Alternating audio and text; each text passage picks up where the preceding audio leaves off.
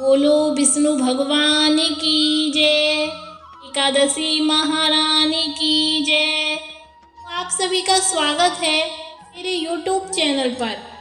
आज हम सुनेंगे कार्तिक माह के शुक्ल पक्ष की देवउठनी एकादशी व्रत की कहानी। कार्तिक माह के शुक्ल पक्ष की एकादशी को देवउठनी एकादशी, देवोत्थान एकादशी, प्रबोधनी एकादशी आदि नामों से जाना जाता है।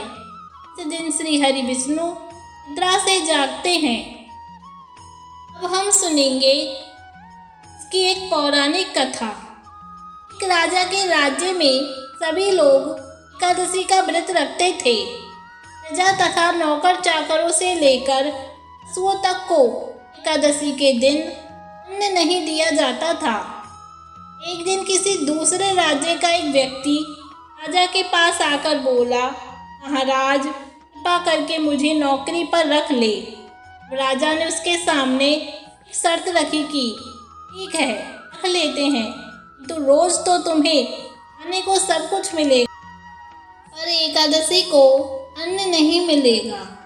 उस व्यक्ति ने उस समय हाँ कर ली। पर एकादशी के दिन जब उसे फलाहार का सामान दिया गया तो वह राजा के सामने जाकर गिड़गिड़ाने लगा, महाराज इससे मेरा पेट नहीं भरेगा, मैं भूखा ही मर जाऊंगा, मुझे अन्न दे दो।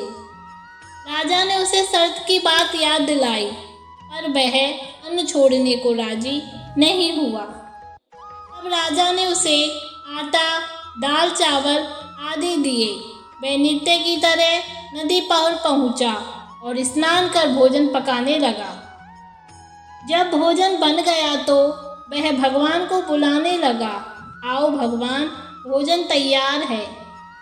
उसके बुलाने पर पीतांबर धारण किए भगवान चतुर्भुज रूप में आ पहुँचे तथा प्रेम से उसके साथ भोजन करने लगे। भोजन आदि करके भगवान अंतर्ध्यान हो गए तथा वह अपने काम पर चला गया। 15 दिन बाद अगली एकादशी को वह राजा से कहने लगा कि महाराज मुझे दुगना सामान दीजिए। उस दिन तो मैं भूखा ही रह गया। राजा ने कारण पूछा तो उसने बताया कि हमारे साथ भगवान भी खाते हैं, इसलिए हम दोनों के लिए ये सामान पूरा नहीं होता। यह सुनकर राजा को बड़ा आश्चर्य हुआ। वह बोला, मैं नहीं मान सकता कि भगवान तुम्हारे साथ खाते हैं। मैं तो इतना व्रत रखता हूँ, पूजा करता हूँ, भगवान ने मुझे कभी दर्शन नहीं दिए। राजा की बात सुनकर वह बोला, महाराज यदि विश्वास न हो तो साथ चलकर देख लें।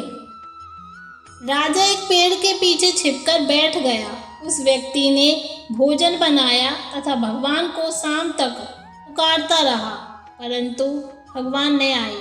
अंत में उसने कहा, हे भगवान यदि आप नहीं आए तो मैं नदी में कूदकर प्राण त्याग दूंगा। लेकिन भगवान नहीं आए। तब वह प्राण त्यागना के उद्देश्य से नदी की तरफ बढ़ा। प्राण त्यागने का उसका दृढ़ इरादा जान शीघ्र ही भगवान ने प्रकट होकर उसे रोक लिया और साथ बैठकर भोजन करने लगे। खा पीकर वे उसे अपने विमान में बैठाकर अपने धाम में ले गए। यह देख राजा ने सोचा कि व्रत उपवास से तब तक कोई फायदा नहीं होता जब तक मन शुद्ध न हो। इससे राजा को ज्ञान मिला। वह भी मन से व्रत उपवास करने लगा और अंत में स्वर्ग को प्राप्त हो गया। तो इस तरह देवउठनी एकादशी की कथा पूर्ण हुई। तो यह थी देवउठनी एकादशी व्रत की कहानी।